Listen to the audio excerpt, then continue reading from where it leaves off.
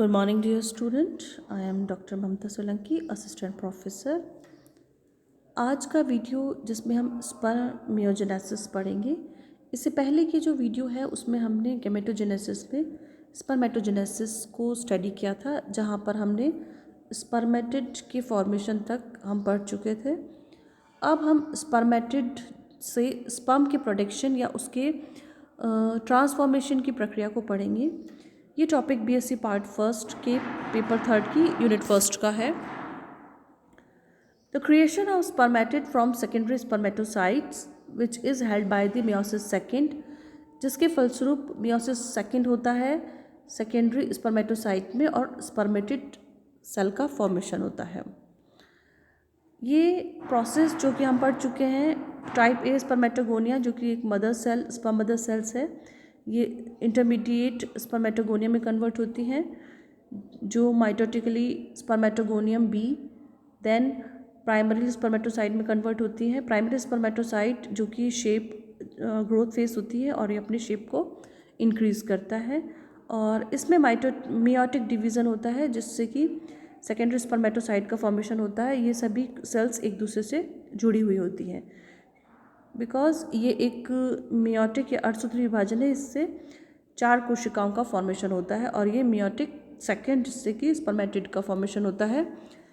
इसके पश्चात स्पर्मियोजेनेसिस में हम स्पर्मेटिड से स्पर्मेटोजोआ के फॉर्मेशन की जो प्रक्रिया है उसको हम इस वीडियो में पढ़ने जा रहे हैं। स्पर्मियोजेनेसिस एक प्रक्रिया है जिसमें कि मेटामॉर्फोसिस होता है, जिसमें एक गोल जो स्पेरिकल स्पर्मेटिड होती है वो इलोंगेटेड स्पर्मेटोजोआ में कन्वर्ट होती है। यहाँ किसी प्रकार का कोई भी डिवीज़न नहीं होता, ना समसूत्री ना अर्धसूत्री। स्पर्मियोजेनेसिस के अंतर्गत जो प्रक्रियाएं होती है उसमें सबसे पहले है एक्रोसोम का फॉर्मेशन। शुक्राणु के केंद्रक के ऊपर एक संरचना पाई जाती है जिसे एक्रोसोम कहते हैं। इसका निर्माण गोल्जी बॉडी के द्वारा होता है। एक फ्लैजिला का निर्माण होता है जो कि तारककाय एक्सोनिमल स्ट्रक्चर्स जो होते हैं उनके द्वारा निर्माण होता है। मोस्ट जो एक्सेसिव साइटोप्लाज्म होता है और उसे हटा दिया जाता है, सेपरेट कर दिया जाता है। Spermatozoa are released into the lumen of the seminiferous tubule. जो स्पर्मेटोजोआ होते हैं जब वो बन चुके होते हैं तो वो सेमिनिफेरस ट्यूब्यूल के लूमन में आ जाते हैं, क्योंकि स्टेप बाय स्टेप वो बन रहे होते हैं और एज इट इज़ जो बन चुके होते हैं वो बिल्कुल मध्य में ल्यूमन में आ जाते हैं। A small amount of excess cytoplasm is shed later in the epididymis. At this stage, each spermatid began to grow a tail and develop a thickened midpiece where the mitochondria gather and form an axonema. ये एक sperm का या शुक्राणु का चित्र है जिसमें कि हेड रीजन है, ये मिड पीस है और ये टेल रीजन है। जो इसका हेड रीजन है उसमें न्यूक्लियस और एक्रोसोम उपस्थित होता है, इसके पीछे तारक का उपस्थित होता है और ये मिड पीस में माइटोकॉन्ड्रिया अरेंज रहते हैं, और जो टेल होती है वो इस प्रकार से इसका फॉर्मेशन होता है जो अभी हम देखते हैं। Spermatid DNA also undergo packaging. Spermatid में जो डीएनए होता है वो भी बहुत अधिक कंडेंस होकर पैक्ड होता है, become highly condensed. The DNA is packed with specific nuclear basic protein which are subsequently replaced with the protamines during spermatid elongation. This is a process where it is spermatogonia, primary spermatocyte, secondary spermatocyte, spermatid and spermatozoa।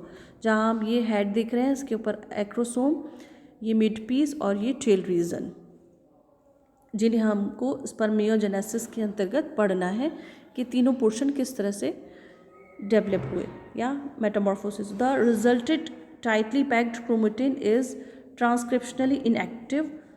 जो DNA की packing हुई है basic protein के साथ, जिससे कि वो tightly packed होने के बाद वो ट्रांसक्रिप्शनली, जब उसका ट्रांसक्रिप्शन एकदम इनएक्टिव पोजिशन में रहता है। द गोल्जी एपरेचर्स सराउंड यहाँ पर जो गोल्जी एपरेचर्स होते हैं, गोल्जी के छोटी छोटी वेसिकल्स होती हैं जो कि न्यूक्लियस के ऊपर आकर व्यवस्थित हो जाती है और एक इस तरह से कैपनुमा संरचना का फॉर्मेशन करती हैं। यहाँ पे जो सेंट्रियल्स होते हैं वो एक तो न्यूक्लियस के जस्ट पीछे की तरफ व्यवस्थित हो जाता है और एक इलोंगेटेड होके टेल वाले रीजन में चला जाता है, जिसे हम इस चित्र में देख सकते हैं। ये एक सेल है जो कि स्पर्मेटिड है और ये न्यूक्लियस, यहाँ पर ये माइटोकॉन्ड्रिया व्यवस्थित है, ये गोल्जी एपरेचर्स है, सेंट्रियोल। अब यहाँ पे धीरे धीरे जो सेल है वो इलोंगेटेड होगी, इसमें गोल्जी एपरेचर्स छोटे छोटे टुकड़ों में व्यवस्थित होकर ये न्यूक्लियस के चारों तरफ व्यवस्थित हो जाएंगे, यहाँ एक कैपनुमा संरचना बना लेंगे। माइटोकॉन्ड्रिया न्यूक्लियस के पीछे व्यवस्थित हो जाएंगे और जो सेंट्रियोल है वो विभाजित होकर एक सेंट्रियोल न्यूक्लियस के पीछे और एक जो है वो पीछे की तरफ मूव कर जाएगा और डेवलपिंग फ्लैजिला के साथ पीछे की ओर चला जाएगा। यहाँ न्यूक्लियस जो है और अधिक कंडेंस हो जाता है क्योंकि इसका जो जेनेटिक मटेरियल है डीएनए वो स्टोन प्रोटीन के साथ मिलके कंडेंस होता जाता है और माइटोकॉन्ड्रिया इस सेंट्रियोल के जो ये एक्सोनिमा बना है इसके चारों तरफ व्यवस्थित होकर यहाँ निबेन कर्ण का फॉर्मेशन करता है, जिसको कि माइटोकॉन्ड्रियल शीट कहा जाता है।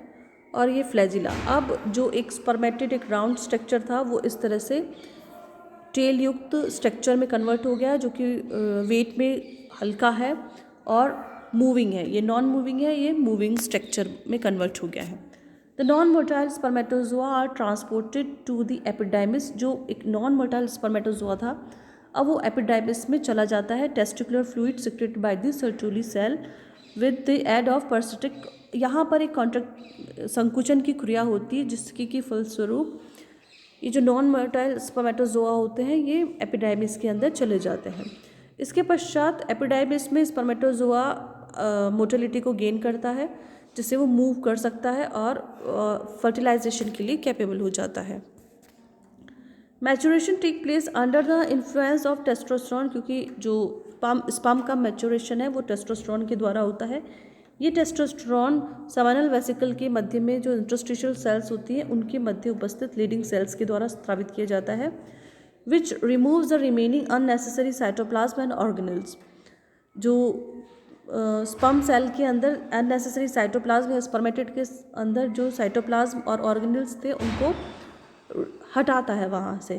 The excess cytoplasm known as residual bodies is phagocytosed by surrounding Sertoli cell in the testis. Testis में जो सर्टोली सेल्स होती हैं उनके फेगोसाइटोसिस के द्वारा इन एक्सेस जो रेसिड्यूअल बॉडीज होती हैं उनको हटा दिया जाता है।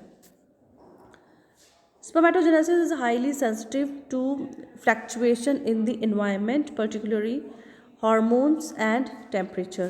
Seminal vesicle epithelium is sensitive to elevated temperature in the human and is adversely affected by temperature as high as normal body temperature.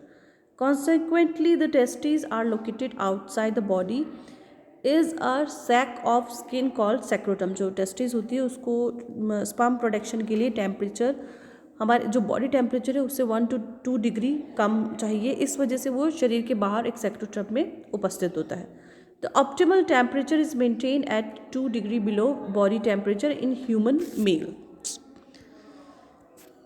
This is a process which we studied. एक round spermatid था जिसको कि एक tell युक्त sperm में convert होना था, जिसके लिए सबसे पहले ये कोशिका के जो एक्सेस में उपस्थित साइटोप्लाज्म और ऑर्गेनेल्स जो थे वो एक साइड में कलेक्ट होते हैं। यहाँ पर जो एक्रोसोम है वो न्यूक्लियस के ऊपर आकर व्यवस्थित होता है और एक्रोसोम का फॉर्मेशन करता है। गोल्जी बॉडी जो है वो एक्रोसोम का फॉर्मेशन करते हैं। ये भी क्वेश्चन पूछा जाता है कि एक्रोसोम का फॉर्मेशन किस ऑर्गेनेल्स के द्वारा होता है। उसके बाद जो माइटोकॉन्ड्रिया है वो यहाँ आकर व्यवस्थित हो जाते हैं पीछे की तरफ। सेंट्रियोल एक न्यूक्लियस के पास व्यवस्थित होता है, क्योंकि जब फर्टिलाइजेशन होगा तो एक सेंट्रियोल की बहुत आवश्यकता होती है, तो एक सेंट्रियोल यहाँ से प्रोवाइड कराया जाता है। दूसरा सेंट्रियोल पीछे की तरफ मूव करके एक्सोनोमा एक फ्लैजिलम में का फॉर्मेशन में हेल्प करता है, जो कि माइक्रोट्यूब्यूल्स से बनी होती है। जैसे ये मिड पीस बना, यहाँ पर आकर माइटोकॉन्ड्रिया व्यवस्थित हो जाते हैं और जो एक्सेस पदार्थ उपस्थित होता है वो एक्सोसाइटोसिस के द्वारा बाहर निकाल दिए जाते हैं या सर्टोली सेल के द्वारा नष्ट कर दिए जाते हैं। उसके पश्चात जो ये शुक्राणु है अब इसमें ना तो एक्सेस में पदार्थ है, जो डीएनए मटेरियल होता है वो भी कंडेंस हो चुका होता है हिस्टोन प्रोटीन या अन्य बेसिक प्रोटीन के साथ, ये बहुत अधिक कंडेंस हो चुका होता है। Thank you.